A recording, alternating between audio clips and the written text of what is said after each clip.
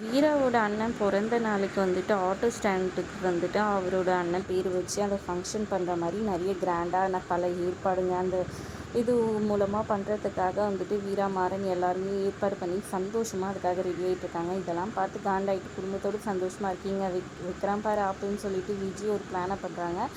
Officers கால் பண்ணி இந்த மாதிரி ஒரு ஆட்டோவில் வந்துட்டு போதைப் பொருளெல்லாம் கடத்திட்டு இருக்காங்க, என்ன ஏதுன்னு நீங்கள் வந்து பாருங்கன்ற மாதிரி சொல்லி விட்டுறாங்க. அவங்களும் உண்மைதான் நினச்சிக்கிட்டு வந்து வீட்டில் வந்துட்டு விசாரிக்கிறாங்க. என்னோடய பேரில் தான் இருக்குதுன்னு சொல்லிட்டு வீரா வந்து சொல்ல ஆட்டோவை நாங்கள் செக் பண்ணோன்னு சொல்லிட்டு மொத்தத்தையும் கவுத்து போட்டு எல்லாத்தையும் பிச்சு போட்டு தேடிட்டு இருக்காங்க. ஆட்டோவே ரெண்டாயிடுத்து, எல்லாருமே அழுதுடுறாங்க.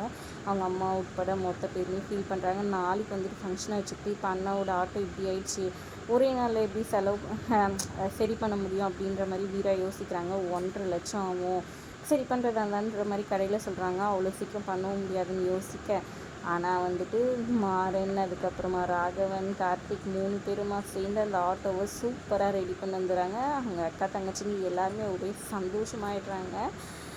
அப்பாடா எப்படி ஆட்டோ ரெடி ஆகிடுச்சு, நல்லபடியாக ஃபங்க்ஷன் அட்டன் பண்ணலாம், அண்ணாவோட ஆட்டோ எதுவும் ஆகலைன்னு சந்தோஷப்பட்டுக்கிறாங்க அக்கா தங்கச்சிங்க. அப்போன்னு பார்த்து கண்மணி வந்துட்டு அப்படியே வாமிட் போய் எடுக்கிறாங்க. என்னாச்சு ஏதாச்சுன்னு சொல்லிட்டு டாக்டர் வந்துட்டு செக் பண்ணால் அவங்க கன்சீவாக இருக்கிறதா சொல்கிறாங்க. மொத்த பேருமே ஒரே சந்தோஷமாயிடுறாங்க.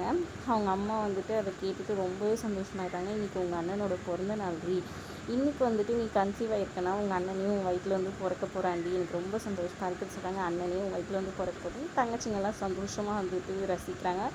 கண்மணியுமே ரொம்ப சந்தோஷமாயிடுறாங்க. அதோட எபிசோட் ரொம்ப முடியுதுங்க. தேங்க்ஸ் ஃபார் வாட்சிங்.